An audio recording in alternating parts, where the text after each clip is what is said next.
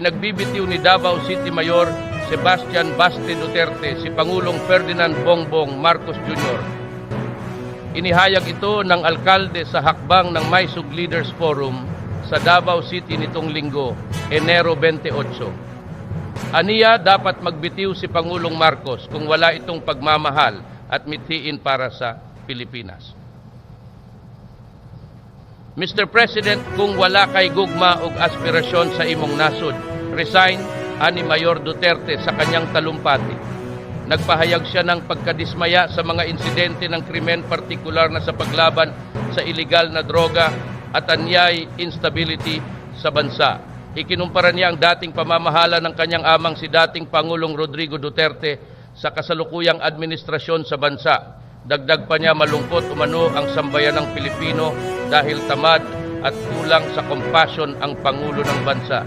Si Baste ay bunsong anak ni dating Pangulong Duterte sa dating asawang si Elizabeth Zimmerman. Mr. President, kung wala kay gugma o wala kay aspirations sa imuhang nasod, resign.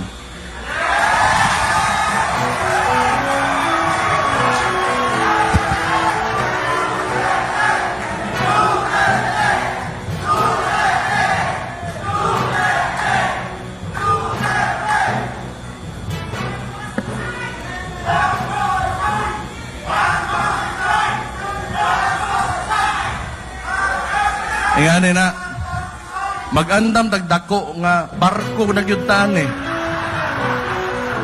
May tagdawaton na sa Indonesia, Malaysia, na pa Vietnam. Pili lang, ha? Butuhan na to, konsensus lang, asa tamanago.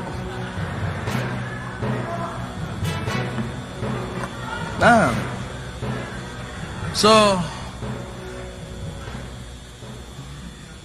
I'll see you later. Thank you kayo, may hapon sa inyong tanan.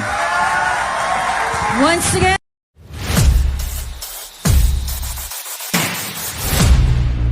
Sinirmunan ni Senador Raffy Tulfo, si DMCI Holdings Incorporated Chairman at President Isidro Consunji nang matulog ito sa pagdinig ng Senado.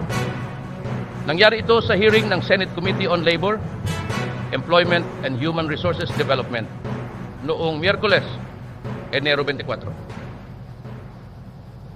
Ang investigasyon ay bunsod ng resolusyong inihain ni Tulfo hinggil sa timely enforcement of judicial decisions in labor disputes. Sa naturang hearing, napansin ni Tulfo na natutulog si Consunji, kaya tinawag niya ang atensyon nito.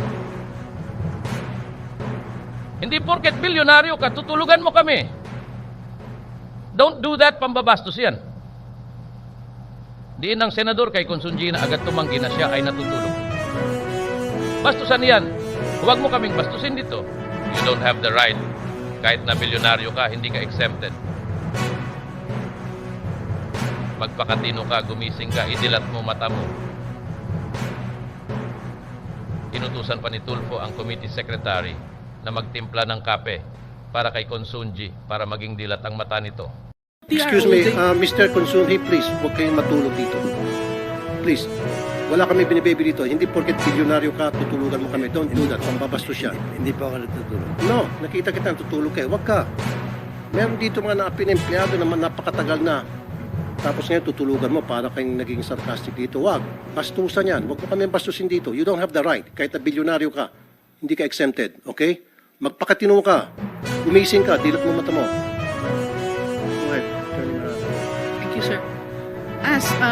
Bigyan natin ng coffee. Bigyan natin ng coffee. Anong gusto niyo? Black or cream? Okay, bigyan. Para magising ka.